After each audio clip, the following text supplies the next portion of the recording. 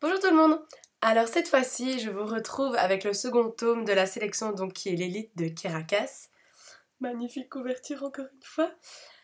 Et je suis en blocus et je ne sais pas comment je vais m'en sortir parce que je suis en train de les enchaîner là. C'est pas bien, mais bon. Alors, si vous n'avez pas vu la première partie de ma vidéo, donc sur le premier tome, je vous invite à aller la voir. Et dans ce tome-ci, sans spolier bien sûr, je suis en train de faire tout tomber. Donc on poursuit l'aventure, hein, c'est encore la sélection. Elles sont plus que 6 vers la fin. Et donc voilà, America est toujours en train d'hésiter entre Maxon, Aspen, Aspen, Maxon, et ainsi de suite. Et ça n'arrête pas, ça change toutes les 2 minutes. Et ben le prince, il va commencer à être un peu impatient, ce qui est un petit peu normal. Il lui donne du temps pour réfléchir, pour limite tomber amoureuse de lui. Et elle se décide toujours pas, monsieur, du coup, il va voir ailleurs, quoi. Alors c'est à ce moment-là que j'ai compris pourquoi tout le monde ne l'aimait pas dans ce tome. Mais bon, soyons un petit peu réalistes, le gars, il a jamais eu de copine, il se retrouve avec plein de filles autour de lui, mais Coco, bah ouais, fais-toi plaisir, quoi, après tu te maries et c'est fini. Soyons un petit peu compréhensifs envers ce jeune homme, quand même. Et ce qui est sympa avec cette histoire ici, c'est qu'on apprend de plus en plus de choses sur le passé des États-Unis et du monde en général. Le fait qu'il y a certaines coutumes qui ont été oubliées, comme Halloween par exemple.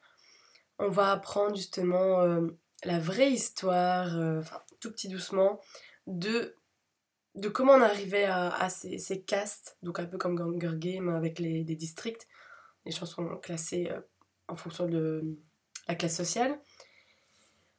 J'avoue que ça m'a super bien intéressée, comme quoi on est toujours dans un esprit de dictature, de toujours le pouvoir.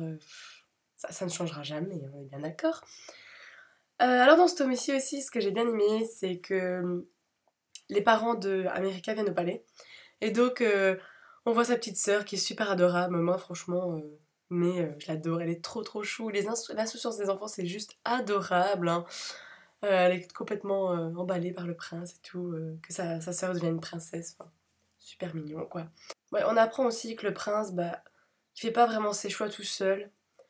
Il est fort dicté par l'opinion publique. Ça, c'est vraiment un gros problème d'aujourd'hui. On se soucie toujours de ce que pensent les gens, hein. Ça changera jamais.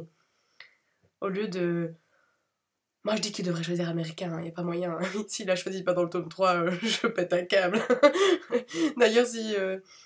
Ouais, d'ailleurs, s'il l'a choisi pas, je sais pas comment je vais faire ma vidéo parce que je vais être en rage ou je vais être déprimée ou je ne sais pas. Et s'il a choisi, je vais être super emballée, vous allez savoir la fin. Je ne sais pas comment je vais faire cette vidéo. Ça va être une torture pour moi. Mais bon, on va quand même y arriver. Et alors, enfin voilà, comme d'habitude, vraiment hyper à fond dedans.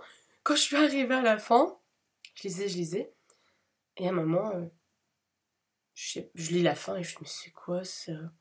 Je comprends pas, qu'est-ce que c'est ça dans l'histoire? Et en fait, j'étais en train de lire les remerciements, que j'avais même pas capté. Oui, ça me tourne pas rond là-haut. Et donc, je suis en train de lire le dernier, hein.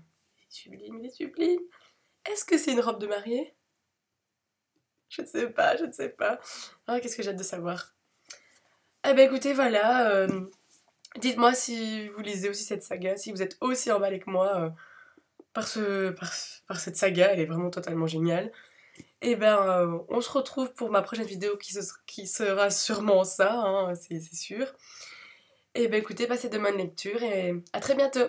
Bye bye. Tome 2 avec non. Et on peut changer d'intro aussi, hein. Bonjour. Bah toujours le même, hein. Pourquoi je dis ça? La mère. Je sais pas quoi dire aujourd'hui.